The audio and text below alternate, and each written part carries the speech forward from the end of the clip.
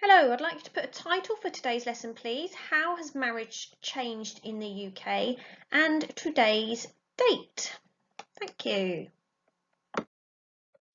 So we're looking at this concept today of marriage, and I reckon most of you could probably give a good stab at defining marriage without even doing today's lesson. But it's important that we just write into our glossaries the sociology definition of marriage. So, into the box we have the legally and formally recognised union of two people as partners in a personal relationship. So the facts are it is a legal ceremony, a legal document would be the marriage certificate. So this is a legal union. And it says historically and in some jurisdictions, specifically a union between a man and a woman. So that we know in a lot of countries, gay marriage is not yet law and is not yet allowed. And we know that in our country, gay marriage was not actually law until 2014, so very recently. So up until 2014, even in the UK, when we talked about marriage, we are talking about men and women. And it's important to just bear that in mind when we're looking at various sociology studies and you look at the date of those studies. Now, on the next few slides, there are some different charts and so on that give you some information about marriage patterns. And on each slide, there are some questions. So what I'd like you to do on each slide is look at the chart or the graph or the table and answer the questions at the bottom. And then I want you to have a think about why you think that particular trend that you've identified exists. This first one then is the average age of marriage among men and women, so the age that they first marry. So you can see down the side the year we've got from 1974 to 2010. The first column is the men and the second column is women. And there are 4 questions there. So I'd like to press pause please and answer those 4 questions. Okay, so if we look, what was the average age of men getting married in 1974? We can see, I hope you've put that is 28.8 years old. How had this changed by 2010? And we can see that in fact by 2010, the average age of marriage for men was 36.2 years old. What can you tell me about the marriages for women? So we can see that marriage for women in 1974 was 26.2 and by 2010 it had gone up to 33.6. So in both cases, what you can see is the average age for marriage for men and women is going up. And indeed, for women, it is slightly younger. So women are slightly likely to get married younger than men.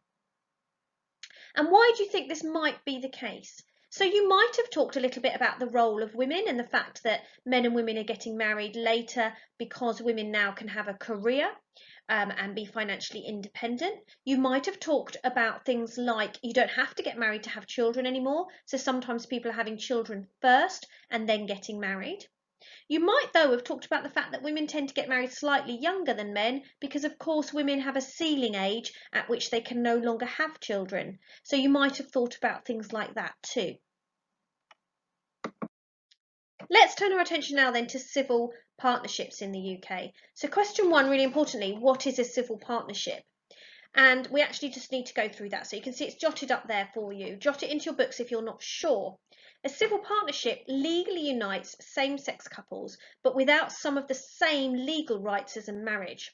So they were introduced in 2004. And remember, we talked before that same-sex marriage came in the UK in March 2014. And that's a good example of where things have changed because of secularisation. So initially, the Christian church was very much against same-sex marriage because the feeling within the Bible and within the church is that marriage is between a man and a woman. But as the Christian church has had less hold over the UK and things have changed, now we can have same-sex marriage.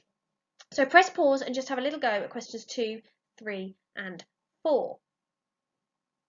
So number 2, how many civil partnerships were there in total in 2005? So we can see for the men we've got 1,228 and the female 629, and that gives you a total of 1,857.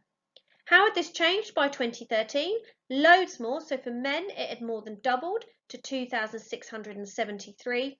And for females, you've got loads more there, getting on for 6 times as many, in that we've got 2,973. And then Why do you think this was a huge decrease in civil partnerships in 2015? Hugely gone down, look, not even at the same figures as it was in 2005. And that is very simple because same-sex marriage had been introduced. So people who previously could only have chosen a civil partnership now were in fact choosing to get married instead.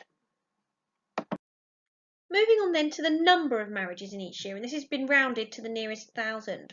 So press pause and answer the questions. What was the number of marriages in 1940? We've got 471,000 marriages. How had this changed by 2014? Gone considerably down if you look, 247,000. And I'd like to have a think about why you think that might be. And I'm actually not going to answer that question yet, but I want you to have a think about why you think marriage has gone down. Okay, so now we do go on to have a look at the answers to that question. So why do we think that marriages are decreasing? And you do need to jot the notes from this down into your book. So first of all, we've got changes in norms. Now, if you remember, norms are about what is normal in a particular society. And nowadays, it's okay to be single and unmarried. There's no sort of idea of women being referred to as spinsters or left on the shelf. It is okay to be unmarried and to be single. Remember, it's also due to secularisation. People can now have children outside of marriage, and so some people are choosing not to get married. And people's attitudes and values towards marriage are less strict. So in essence, what that's saying is that attitudes have changed. We've also got economic changes though. So being divorced, some people, we know that quite a number of marriages, nearly a half of marriages end in divorce, and people can simply not afford to get divorced due to the changes in the law. People are a bit wary about how to spend their money, and weddings themselves cost on average £30,000, which many people don't wish to pay for. They are instead saving up money for deposits on houses and so on and so forth. And finally, we've got changes for women, so changes in the role of women. So women have got much more independence now, so they can stay single, they've got financial independence, they're having careers, they're getting promoted, and they don't have to worry about money or rely on a man for money.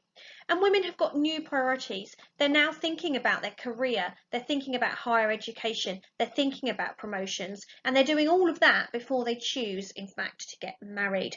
So jot all those things down into your books, please. Finally, just time for your personal thoughts.